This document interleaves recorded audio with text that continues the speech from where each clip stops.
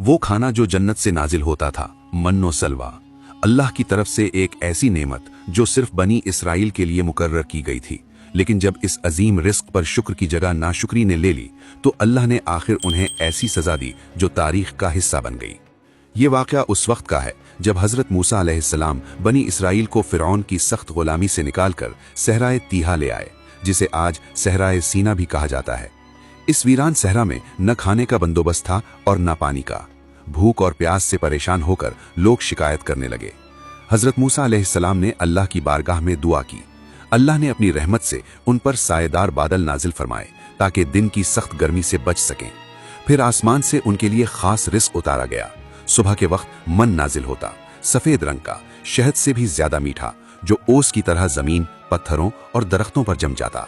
लोग उसे जमा करके रोटी और हलवे की शक्ल में तैयार करते। शाम के वक्त सलवा आता, छोटा सा परिंदा जो क्वेल जैसा होता, बड़ी तादाद में आसमान से उतरता और उनके कैंप के अंदर आकर बैठ जाता। लोग आसानी से पकड़कर ताज़ा गोश्त हासिल करते। अल्लाह ने उनकी रहनुमाई के लिए दिन में बादल का सुतून और रात को आग का सुतून मुकर्रर फरमाया। जहां सुतून रुकता वहीं वो अपना कैंप लगाते और जहां वो चल पड़ता बनी इसराइल उसके पीछे चल देते। कुछ अरसे तक सब लोग इस नेमत पर खुश रहे, लेकिन फिर बनी इसराइल फिर से नाशुक्री की राह पर चल पड़े। वो हजरत मूसा अलैहिस्सलाम के पास आए और कहने लगे, ए मूसा, हम रोज रोज एक ही खाने से तंग आ गए हैं। अपने रब से दुआ करो कि जमीन की आम चीजें दे दे, सब्जियां, खीरे, प्याज, लहसुन और मसूर। हजरत मूसा अलैहिस्सलाम ने यह बात सुनकर हैरत और सख्त नाराजगी के साथ फरमाया, क्या तुम बेहतरीन और जन्नत जैसा रिस्क छोड़कर कमतर चीजें तलब कर रहे हो? अगर तुम्हें यही चाहिए तो मिस्र वापस चले जाओ। उनकी लगातार शिकायतों और नाशुक्री को देखकर अल्लाह ने सख्त फैसला फरमाया। अल्लाह ने ऐलान किया कि मुकद्दस जमीन केनान उन पर 40 साल के लिए हराम कर दी गई। अब वो इस सहरा में भटकते रहेंगे। ये भटकना आम रास्ता भूल जाना नहीं था, बल्कि अल्लाह की कुदरत का मोजज़ा था।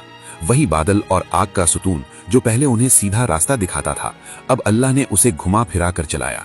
लोग दिन रात चलते रहते, लेकिन कभी सीधा किनान तक नहीं पहुंच पाते।